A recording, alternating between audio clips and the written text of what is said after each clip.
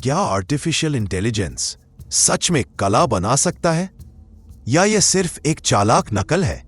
सोचिए, एक मशीन जिसके पास कोई भावनाएं नहीं है, कोई जीवन का अनुभव नहीं है, फिर भी वह ऐसी पेंटिंग बना दे कि बड़े बड़े आर्ट क्रिटिक्स भी चौंक जाएं। एक एल्गोरिदम जो डेटा और पैटर्न्स को जोड़ते हुए ऐसी धुन रच दे जो आपके दिल की गहराई को छू ले। तो सवाल यह है, क्या यह कला है या फिर यह बस गणितीय समीकरणों और कोड की चालाकी है? दोस्तों, मैं भी यही मानता था कि क्रिएटिविटी इंसान की आत्मा की गहराई से निकलती है। यह कुछ ऐसा है जो सिर्फ इंसान के पास है। लेकिन जब मैंने पहली बार एआई आर्ट देखा, मेरा विश्वास हिल गया। मुझे लगा, क्या वाकई हमारा कलात्मक साम्राज्य अब मशीनों के हाथ में जा रहा है? आज इस वीडियो में हम सिर्फ तकनीक की बातें नहीं करेंगे, हम एक ऐसे सवाल से जूझेंगे जो हमारी इंसानियत से जुड़ा है। आखिर कला किसकी है, इंसान की या मशीन की? सबसे पहले ये समझना जरूरी है कि एआई आर्ट होता क्या है। मान लीजिए आप किसी मशीन को कहते हैं, मुझे एक ऐसी पेंटिंग चाहिए जिसमें आसमान गुलाबी हो, जमीन पर नीला समंदर बह रहा हो और बीच में एक अकेला इंसान खड़ा हो। तो वह मशीन कुछ सेकंड में आपके लिए ये तस्वीर बना देती है। यह जादू कैसे होता है? इसके पीछे है एल्गोरिदम्स, यानी विशेष गणितीय नियम और मॉडल। आजकल एआई आर्ट बनाने के लिए सबसे मशहूर तकनीकें हैं। पहली, गैन्स, जनरेटिव एडवर्सरियल नेटवर्क्स। इसमें दो नेटवर्क होते हैं, एक जनरेटर जो नई तस्वीरें बनाने की कोशिश करता है और एक डिस्क्रिमिनेटर जो चेक करता है कि तस्वीर असली लग रही है या नकली। दोनों एक दूसरे को चैलेंज करते हैं और धीरे धीरे आउटपुट और भी रियलिस्टिक होता जाता है। दूसरी, डिफ्यूजन मॉडल्स, जैसे डाली, स्टेबल डिफ्यूजन, मिडजर्नी।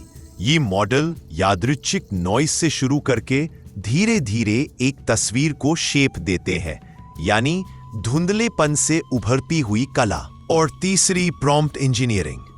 असल जादू तो यहां है, आप जो टेक्स्ट लिखते हैं वही कला की दिशा तय करता है।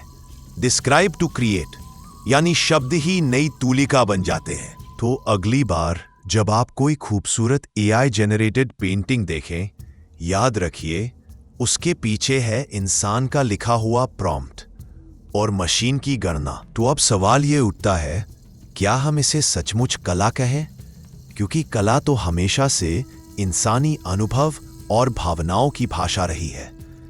फिर ये जो मशीनें बना रही है वो क्या है? क्या ये जेन्युइन क्रिएटिविटी है या ये बस एडवांस्ड मिमिक्री है, एक तरह की चालाक कॉपी? दोस्तों, आज की इस यात्रा में हम धीरे धीरे इस गुत्थी को सुलझाएंगे। हम देखेंगे कि कैसे इंसान और मशीन मिलकर कला के नए आयाम गढ़ रहे हैं, लेकिन साथ ही यह भी पूछेंगे कि हमारी अपनी यूनिक ह्यूमन स्पार्क का भविष्य क्या होगा। दोस्तों, अगर अब तक ये सफर आपको सोचने पर मजबूर कर रहा है तो अभी लाइक बटन दबाइए, अपने विचार कमेंट में लिखिए और चैनल को सब्सक्राइब करना मत भूलिए। दोस्तों, अब जरा समय की घड़ी को पीछे ले चलते हैं। जब एआई आर्ट की शुरुआत हुई थी तो तस्वीरें आज जैसी शानदार और वास्तविक नहीं थीं। शुरुआत कुछ अजीब सी, स्वप्न जैसी और कई बार डरावनी भी लगती थी। याद कीजिए गूगल का डीप ड्रीम प्रोजेक्ट, जिसमें तस्वीरों के भीतर अचानक से हजारों आंखें उभर आती थीं या कुत्ते और इंसान की शक्लें एक दूसरे में घुल मिल जाती थीं। वो समय था जब लोग कहते थे, वाह, मशीनें सपने देख सकती है।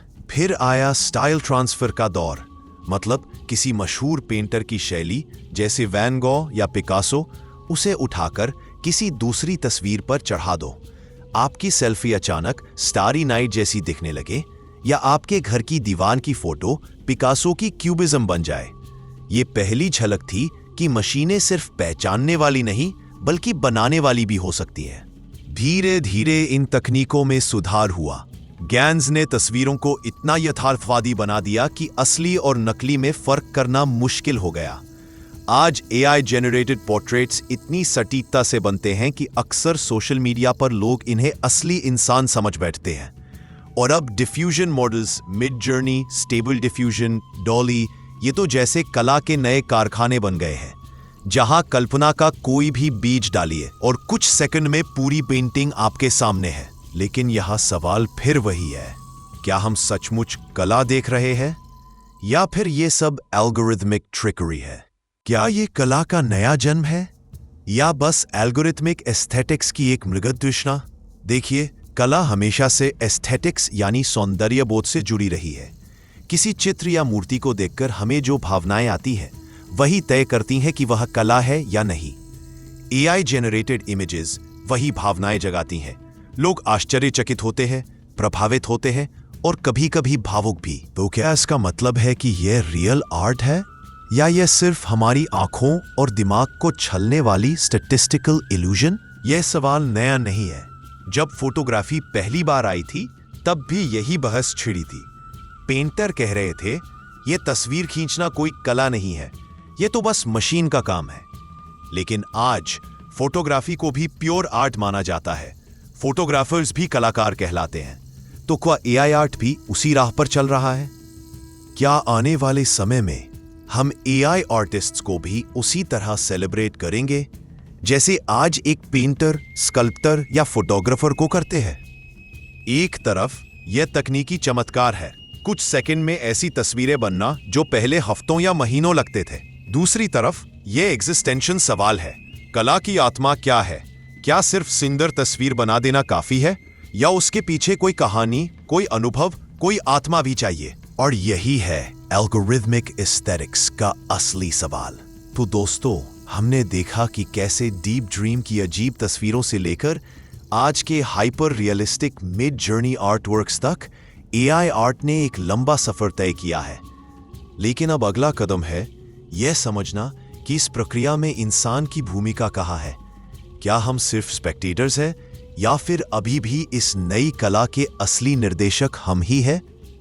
अगर आपको लगता है कि मशीन भी इंसान जैसी रचनात्मकता दिखा सकती है, तो अभी कमेंट में एआई लिखिए। और हाँ, वीडियो अच्छा लगे तो लाइक जरूर कीजिए। हर कोड की लाइन के पीछे, हर डेटा सेट के पीछे एक इंसानी हाथ छुपा होता है। एल्गोरिदम गिनती करता है, लेकिन ये इंसान तय करता है कि वो क्या गिनेगा और क्यों। जब कोई एल्गोरिदम एक पेंटिंग को जज करता है, तो वो आंखों से नहीं देखता, दिल से महसूस नहीं करता। वो सिर्फ पैटर्न, रंग और समरूपता को नापता है। लेकिन वो पैमाना जो वो इस्तेमाल करता है, वो तटस्थ नहीं है, वो चुना गया है। और हर चुनाव अपने साथ लाता है एक पक्षपात, एक मूल्य, हमारी ही परछाई। कौन तय करता है कि क्या है समरूपता? कौन तय करता है कि क्या है सौंदर्य? कौन तय करता है कि कौन सा पैटर्न सुंदर कहलाएगा? ये मशीन नहीं तय करती, ये इंसान तय करता है जिसने उसे सिखाया। जरा सोचिए, एक कैमरे को अपने आप में वो बस धातु और कांच का डब्बा है, लेकिन फोटोग्राफर के हाथ में वो भावनाएं कैद करता है, वो यादों को स्थिर कर देता है, वो कहानियां सुनाता है। अब कल्पना कीजिए, एल्गोरिदम उस कैमरे जैसा है। वो खुद लेंस नहीं है, वो उन नियमों का सेट है जो तय करते हैं कि लेंस कहां फोकस करेगा, क्या कैद करेगा और क्या अनदेखा करेगा। और ये नियम हम इंसान लिखते हैं। इसका मतलब है कि जब एआई कला को जज करता है, तो असल में मशीन की आवाज नहीं बोल रही होती, वो तो उसके निर्माताओं की गूंज होती है। हमारी धारणाएं, हमारी सीमाएं, हमारे छुपे मूल्य कोड की लाइनों में ढल जाते हैं। और यही है असली जिम्मेदारी। अगर हम ये मानने से चूक गए कि मशीन में इंसानी हाथ मौजूद है, तो हम उसकी आवाज को एक वस्तुनिष्ठ सत्य मान बैठेंगे। हम सोचने लगेंगे कि सुंदरता को संख्याओं में बांधा जा सकता है, कि अर्थ गिना जा सकता है। लेकिन अगर हम याद रखें कि एल्गोरिदम जज नहीं, एक साथी है, मास्टर में ही एक औजार है, तो एक नई संभावना जन्म लेती है, एक साझेदारी, जहां इंसानी अंतर्ज्ञान और मशीन की सटीकता मिलकर ऐसी सुंदरता के नए आयाम खोजते हैं जिन्हें अकेले कोई भी नहीं पा सकता। तो सवाल ये नहीं है कि मशीन कला को समझ सकती है या नहीं। सवाल ये है, क्या हम याद रखेंगे कि हमेशा हमारा हाथ उनके हाथ को दिशा दे रहा था? क्या आपको भी लगता है कि असली ताकत इंसानी हाथों में ही है? तो इस वीडियो को शेयर कीजिए ताकि और लोग भी इस चर्चा का हिस्सा बन सके। कला हमेशा आईना रही है, कभी समाज का, कभी हमारे भीतर छुपे विचारों का। लेकिन जब ये आईना मशीनों के हाथों में हो तो क्या ये साफ सच्चाई दिखाता है या फिर हमारे ही पुराने पूर्वाग्रहों की परछाया दोहराता है? एल्गोरिदम तटस्थ नहीं होते। उनकी सीखने की यात्रा उन्हीं डेटा पर टिकी होती है जो हम उन्हें देते हैं, और वो डेटा हमारे समाज की असमानताओं, हमारी धारणाओं, हमारे पक्षपात से भरा हुआ है। अगेन, अगर मशीन उन्हीं पैटर्न्स को सीखती है तो क्या उसका बनाया हुआ नया सच में नया होगा या फिर वही पुराना, बस एक और चमकदार रूप में? सोचिए, अगर एक एआई से कहा जाए कि वो सफल व्यक्ति का चित्र बनाए, तो उसके सीखे हुए डेटा में ज्यादातर सफेद पोश पुरुषों की तस्वीरें होंगी। नतीजा, वो हमें भी वही दिखाएगा। वो महिला वैज्ञानिकों, हाशिए पर खड़े कलाकारों और अल्पसंख्यक चेहरों को अदृश्य बना देगा। क्या ये कला है या सिर्फ वही पक्षपाती दुनिया का प्रतिरूप जिसमें हम पहले से जी रहे हैं? यहां एक बड़ा सवाल उठता है। अगर कला की भूमिका है दुनिया को चुनौती देना, नई दृष्टि दिखाना, तो क्या मशीन उस भूमिका को निभा सकती है जब उसकी नजर ही हमारे डेटा से बंधी हो? पूर्वाग्रह की परछाया इतनी गहरी है कि कभी कभी हम उन्हें देख भी नहीं पाते। मशीनें इन छायाओं को और भी गाढ़ा कर देती है क्योंकि वो उन्हें तथ्य की तरह पेश करती है।